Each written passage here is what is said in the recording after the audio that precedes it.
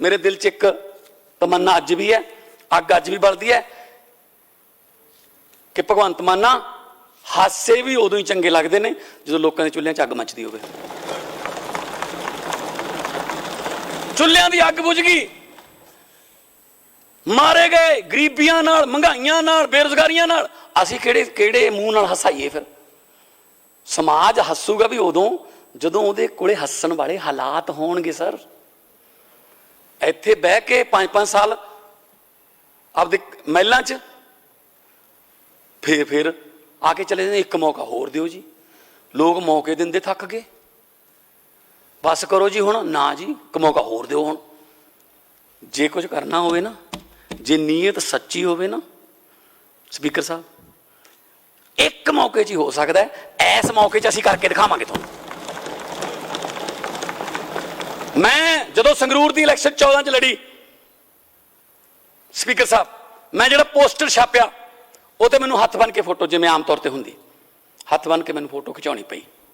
तो नाल नाल मैं ये भी अनाउंस करता रहा, नाल पोस्टर लेके जाता सी, क्या मेरी फोटो है, हथ बने हुए ने, मिन्नतां ने, अपील है तुहानूं कि एक बारी चैक तो कर लो।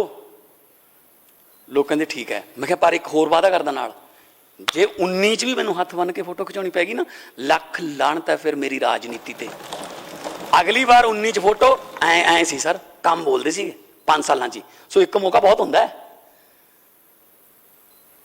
उत्थे 5-5 बारी 7-7 बारी MLA बन गए, चेयरमैन, पता नहीं की, घर दे दो जी, घर नूं हार तां गए पर घर किवें बचाईए, इहदा मैनूं खादी वोट चला दो जी। कमाल है जी। जे तुसी इन्ना इन्ना लुट के भी चंडीगढ़ च अजे तक घर नहीं बना सके, वो भी हजे सरकार देवे, ये तो फिर चैक करने वाली गल है सर। फिर करांगे चैक इस तां। जिन्हों ने महल बनाने वो भी कहते हैं एक फ्लैट तो दे दो जी। लै हाँ, जो डिजर्व करता है देवांगे, कोई प्रॉब्लम नहीं। जो डिजर्व करता है संविधान मुताबक असीं उन्होंने घर असीं बेघरे नहीं रखने हो। लाइव की फैसिलिटी कहा सी सर, चल रहा ना लाइव, तुसीं अपनी वीडियो देख लेने हो ना। इस वक्त बहुत सारे चैनलों पर भी लाइव चल रहे होना।